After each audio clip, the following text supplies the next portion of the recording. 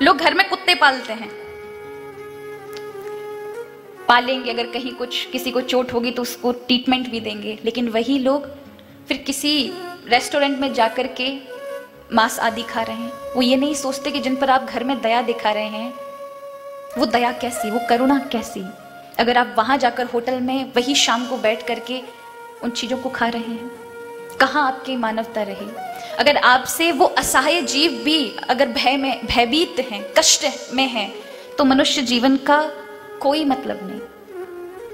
आज हमने मौतें ही तो स्वाद के नाम पर ली, कष्ट पहुंचाया उन जीवों को। तो ये मत सोचिए कि मनुष्य ने भगवान बनाए हैं, ये हमारी सोच है। कई लोग कहते हैं कि भगवान तो मनुष्यों की देन है, तो ये आडंबर है। जरूरी नहीं है कि प्रभु केवल मनुष्य का, जब मनुष्य अत्यधिक संताप में हो, कष्ट में हो, भय के वातावरण में हो, दुष्टों के द्वारा सताए जा रहे हो, तब प्राणी मात्र के उद्धार के लिए प्रभु का अवतरण होता है। तो ये बात निर्थक निकल जाएगी भगवत वाणी कि यदा यदा ही धर्मस्य ग्लानिर्भवति भारत अभ्युत्थानम धर्मस्य तदात्मानं सृजाम्यहम् पवित्राणं विनाशाय च दुष्कृताम धर्म संस्थापनार्थाय संभवामि युगे युगे।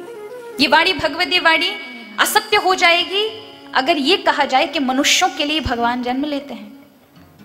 क्या ये उन जीवों की पीड़ाओं को प्रभु ने नहीं सुना होगा? और वही उसका प्रमाण है कि आज एक जीव ने मनुष्य मात्र को परेशान करके रख दिया है, मनुष्य मात्र को, अन्य कोई जीव परेशान नहीं है। इस सृष्टि में करोड़ों खरबों तरह के जीव हैं, लेकिन सब सुरक्षित है, सब चैन की सांसें लेकर, मानो उनका अधिकार वापस उन्हें मिल गया है। हम कैद में पड़ गए क्योंकि हमने कैद में डाला था, हमारी आजादी छिन गई, हमें घर में घुस घुस कर आक्रमण कर रहा है। कहाँ सुरक्षित है? क्यों? क्योंकि कहते हैं कि भगवान जब हिसाब लेते हैं ना महाराज, तो फिर पक्का वाला लेते हैं। अभी भी अगर हम नहीं संभले, हमने प्रतिज्ञा नहीं ली, हमारे द्वारा अन्य जीव को कष्ट ना पहुंचे, जो हमारे आश्रय में पलते हैं, जिनसे हमें किसी प्रकार की सुरक्षा नहीं है, उन जीवों को हम कष्ट ना दें, उन्हें जीने दें। इस वायरस ने हमें ये बहुत बड़ी सीख दी है। कहीं ना कहीं हमने मानवता खो दी है, कहीं ना कहीं हमने करुणा, प्रेम, दया, धैर्यता खो दी है, और बस यही कारण है। और कहा जाता है कि जब वन में अग्नि जलती है ना, तो वहां गीली सूखी सारी लकड़ियां जल जाती हैं, कुछ नहीं छूटता, सिर्फ राख हो जाता है। उसी प्रकार इस भयावह वातावरण में पापी तो जाएंगे ही जाएंगे, लेकिन वो बेकसूर भी जाएंगे जिनका कोई कसूर नहीं था। प्रभु से यही प्रार्थना है, संकल्प लें इस प्रकृति को बचाने का। अन्य किसी जीव को हम मांसाहार आदि, भक्षण आदि त्याग करके लोगों को जीवन दान दें, जीवों को जीवन दान दें। कई लोग को तर्क लगाते हैं, अरे सब्जियां भी तो, में भी तो प्राण होते हैं, क्यों खा रहे हैं? उनमें भी तो जीव होता है। सब्जियों का कोई सत्संग नहीं होता, उनकी कोई संतति उत्पन्न नहीं होती, उनमें किसी प्राण का या भावना का जन्म नहीं होता है। लेकिन किसी पक्षी को मारोगे, उसमें करुणा, वो दौड़ेगा, फड़फड़ाएगा, चिल्लाएगा, अपने प्राणों के लिए कुलाएगा। तो हमारी मानवता कहाँ मर गई? यही चीजें इस वायरस में हमें सीखनी चाहिए और प्रण लेना चाहिए इस प्रकृति को बचाने का। चांद पे जाने की मत सोचो महाराज, चांद पर हर कोई थोड़ा ना चला जाएगा। आज लोग जाकर चांद पर पानी देख रहे हैं, ऑक्सीजन देख रहे हैं, वहां पर रहने के लिए कई लोगों ने तो अपने प्लॉट कटवाने के लिए पहले से ही कि जब पानी मिलेगा सारी चीजें होंगी, तो एक प्लॉट हमारा भी इतने बरगज का होना चाहिए। काहे को चांद पर जाने की सोच रहे हो? पहले तो हमारा अपनी धरती को ही उस लायक बना लो कि हम ऐसी कोई समस्या से ना गुजरे। एक ही तो जाएगा, सारे थोड़ा ना चांद पे पहुंच जाएंगे। इसलिए इस भयावह वातावरण में उन सभी लोगों के लिए प्रार्थना करें, क्योंकि प्रार्थना में बल होता है। हर किसी के लिए प्रार्थना करें। इस समय संकीर्णता ना रखें कि केवल मेरे परिवार को सुखी रखें, भगवान मेरे परिवार की रक्षा करें, ना। इस भावना से कि मेरे देश के प्रत्येक नागरिक की रक्षा होनी चाहिए। प्रभु हमसे जो अपराध हुआ सो हुआ, पर हम प्रकृति को बचाने का ये संकल्प लेते हैं, प्रण लेते हैं। इस पूरे विश्व के प्रत्येक जन की रक्षा आप करें, इस भयावह संकट से हम सबको निकाल।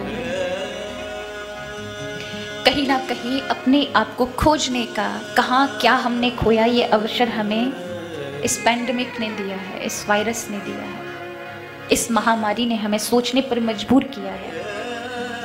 इसलिए मन शांत रखने के लिए केवल और केवल भगवद आश्रय लें। देखिए आज बड़ा कष्ट है, लोगों की मृत्यु हो रही है, लेकिन उसका एक जो बहुत बड़ा कारण है, कहीं ना कहीं लोगों ने अपने जीवन की आशा छोड़ दी है। भयावह वातावरण चारों ओर देखें, सोशल मीडिया पर भी केवल इतने मर रहे हैं, कोई भी पॉजिटिव चीजें नहीं दिखा रहा है, हर कोई नेगेटिव ही नेगेटिव, इतने लोग मर गए, रिश्तेदार मर गए, ये मर गए, हर जगह से केवल और केवल नेगेटिव, नकारात्मक चीजें। तो जो कुछ किसी को है भी पॉजिटिव अगर निकल जाए, वो कोविड से या कोरोना वायरस से प्रताड़ित भी हो जाए, प्रभावित भी हो जाए, तो उसके मन में जीने की आशा उसी समय छूट जाती है कि सब लोग मर रहे हैं तो मैं भी मर जाऊंगा। लेकिन भूल जाते हैं आप कि आपके शरीर में बहुत बड़ी ताकत है और उससे बड़ी ताकत आपके मन में है।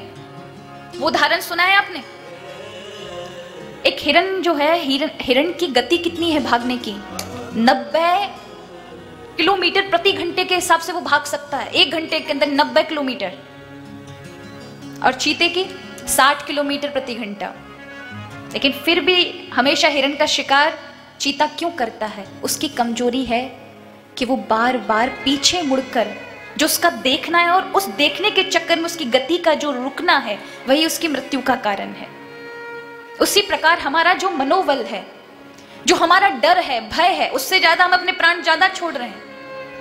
माना कि चारों ओर हम इस भयावह वातावरण से प्रभावित तो हैं, लेकिन ये ना भूलें कि आपके मन में वो शक्ति है कि इससे भी भयानक भयानक बीमारियों को आप अपने शरीर से दूर कर सकते हैं, क्योंकि मन में बहुत बड़ी शक्ति है। मनोबल, शरीर में इतनी बड़ी ताकत है।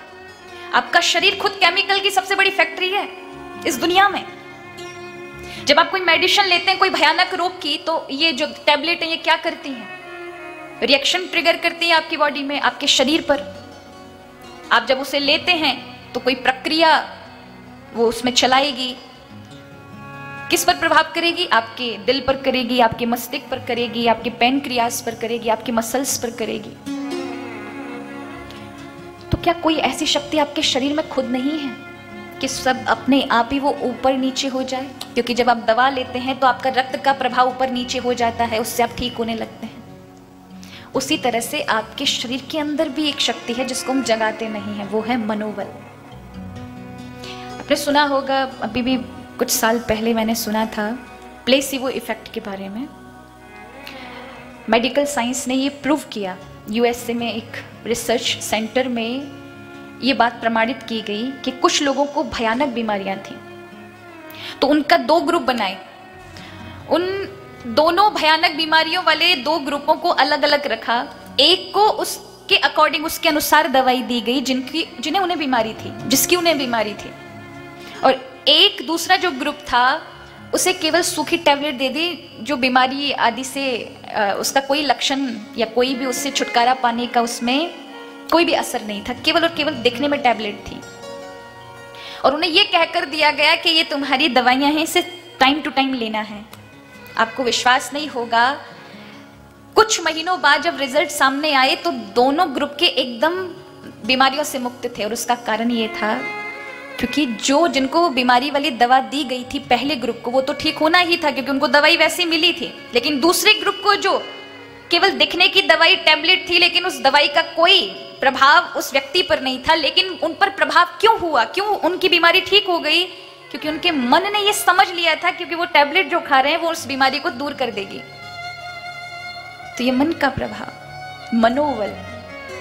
आज हमने अपना मनोबल बहुत गिरा लिया है और बस इसलिए हम दुखी हो जाते हैं। आज आप डॉक्टर के पास जाएं, डॉक्टर आपको एडमिट करेगा, उससे पहले क्या कहेगा? डोंट पैनिक, पैनिक मत हो, एकदम आप ज्यादा दुखी मत हो जाओ, क्योंकि आप दुखी हो गए तो चिंता बढ़ेगी, चिंता बढ़ेगी तो ऑक्सीजन का लेवल कम हो जाएगा। और बस इसी कारण से आपको श्वास लेने में परेशानी होगी। इसलिए मेरा आप सबसे करवद निवेदन है, मन इस समय ठाकुर को दे दो। इससे सुंदर और सरल शांति का उपाय, इस भयावह वातावरण से बचने का उपाय कोई नहीं है। मन जितना ज्यादा बहिर्मुखी रखेंगे, जितना ज्यादा भगाएंगे संसार में, उतने ही ज्यादा परेशान होंगे। लेकिन इस समय मन को अंतर्मुखी करने का समय है। इस समय अपना मन स्वयं ठाकुर को दे दें। हरि को दे दें, और मन को अगर ठाकुर जी में दे दिया, मनमोहन को दे दिया और उन्हीं के संग संग रहे, तुम्हारा मनमोहन आपके जीवन में आनंद कर देंगे। तो